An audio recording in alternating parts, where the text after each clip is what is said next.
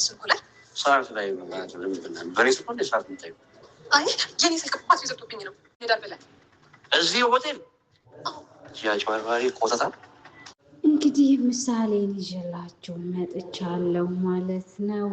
ይሄ ዝና እንግዲህ ወደ ቤቱ ከሄዱ በኋላ አስክረሽ አምጥተሽን ያስገባሽኝ እንጂ እኔ አንቺን በፍጹም ይዤሽ አልመጣም እያላት ነው። እንግዲህ ስልኩን ልከፍት እየታገለ ነበር የደረሰባት።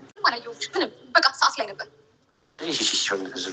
እንግዲህ ሰዓት ላይ ነበር ስልክህን የፈለግኩት እያለች ገና ከስካር ያልወጣውን ሰውዬ እየነገረችው ትገኛለች። የሆነ ነገር ፈለገች ነው እንጂ እኔ ዝና ያበበ ምሳሌ ማለት ነው። ከአንቺ ጋር እንደዚህ ምንትን አለ ውስጥ ገባው እኔ ዝና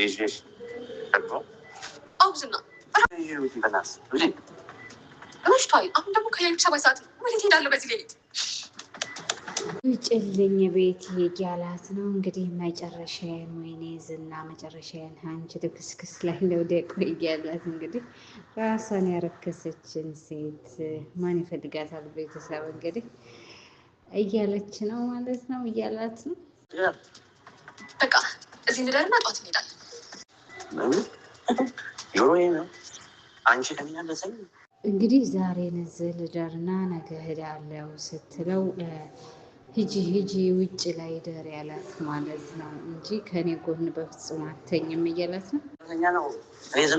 ዝና ብርድ አለብኝ እኔ ስራ ምሽ ተኛለሁ።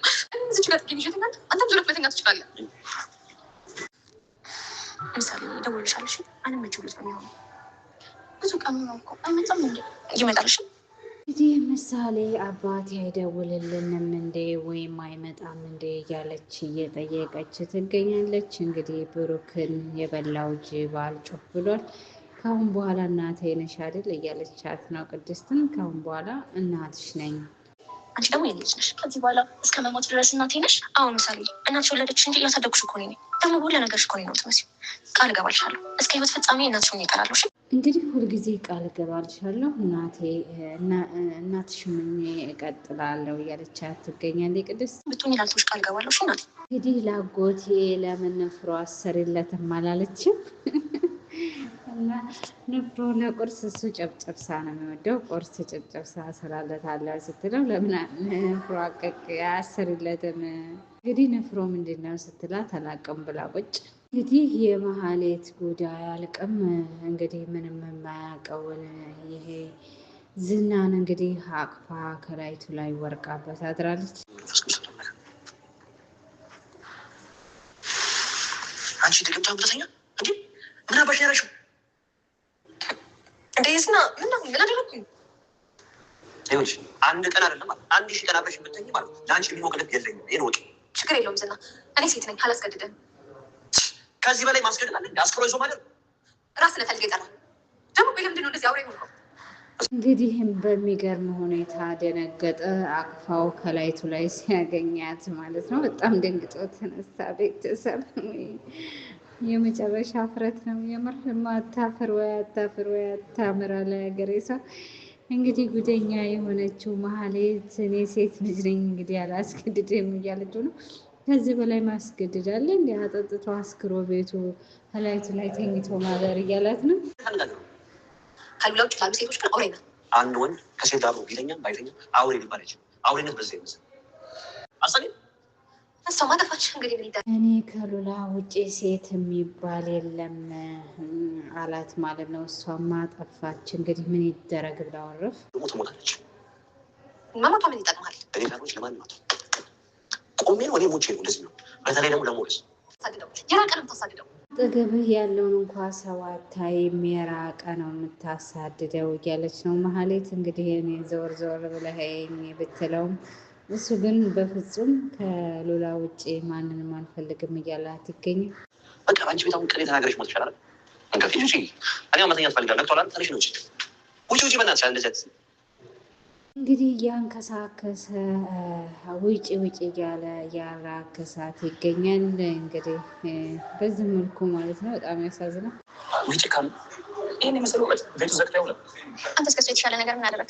እኔ ማፈርቼ መልመል ከባድ ሰው እውነት በጣም ከባድ ሰው እንግዲህ ዝና መጥፎ ሰው ነው። ይህንን የመሰለ ውበት እንዴት ቤቱ ዘግቶ ያውላል ስላሉ ላን አንተ ምን የተሻለ ነገር አደረግ ስትለው እኔማ ፈርቼ ነው ይዤሽ አልወጣሁት እያለ እንግዲህ ሞገስ ሉላን ምግብ ቤት እየጋበዛት ነው። ድብቅ ብለው እየወጡ ድብቅ ብለው እየገቡ ነው ማለት ነው። እንዴ አንተ ትሻል ነበርኩ። ዝና ምን ሰሚኛለሽ? እኔ እስካለሁ ድረስ አንዳቸውንም ማንም ሰው ጻፋቸው ነው። እንግዲህ አንተ አትሻልም ነበር እንዴ ዝና የሆነ ነገር ቢያረጋቸውስ ብላ ዳጣት ስትለው ማለት ነው። የብሩክን ወንድም ከአሁን በኋላ ዝና ምንም አባታቸው ጫፋቸውን አይነካም እኔ ያለው ብሏል ጀግናው ማለት ነው። ስለ ቡራ አዲስ ነገር አለ? ምንም አዲስ ነገር የለም። እኔ ቡራ አንድ ነገር ከሆነ ከዝናና ከመሀል ይፍረሳ ነው። ሰሚኛለሽ? ሁሉንም ነገር ደርስበታል።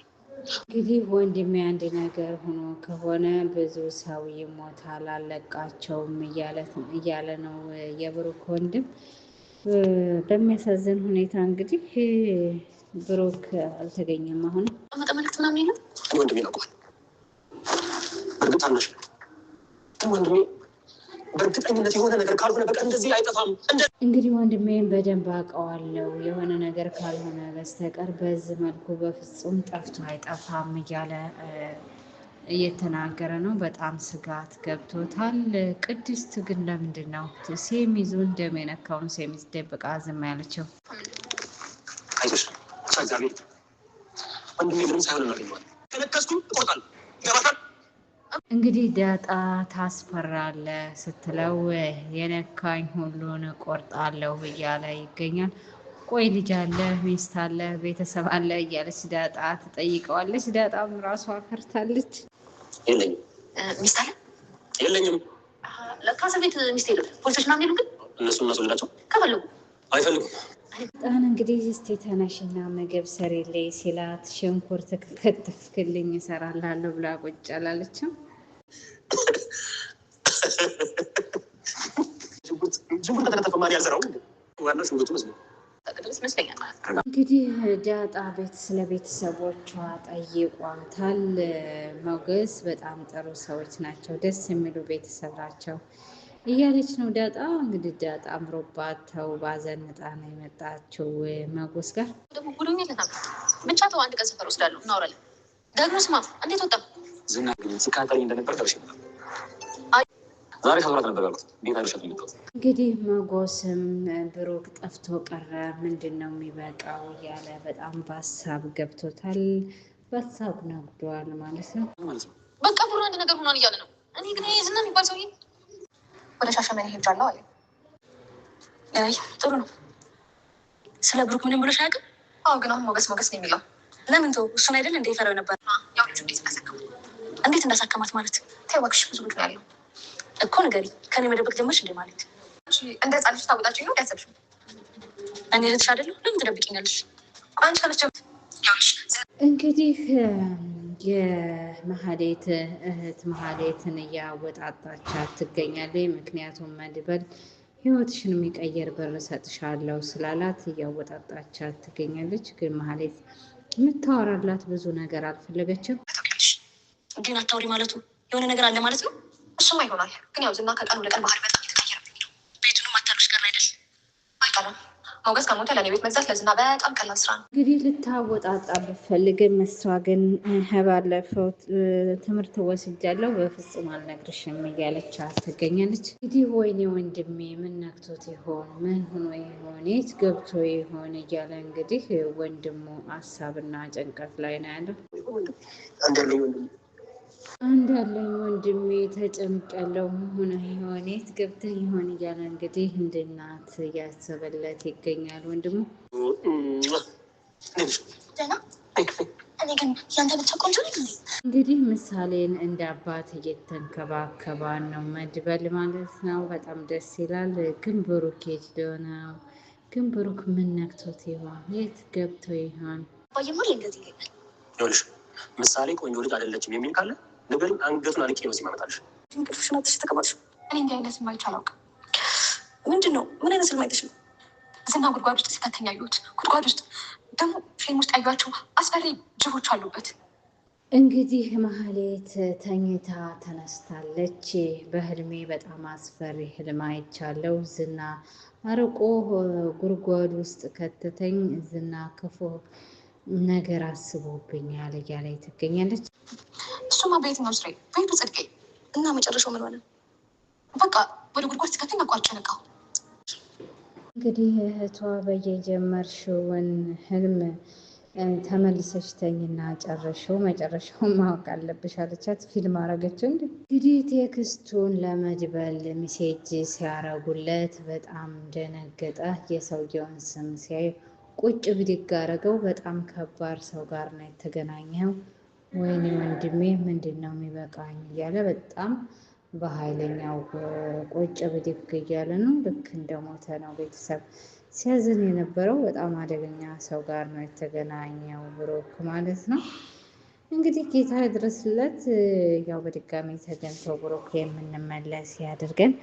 ላይክ ሰብስክራይብ አትርሱ ቤተሰብ። እንግዲህ ድራማው እዚህ ላይ አልቋል።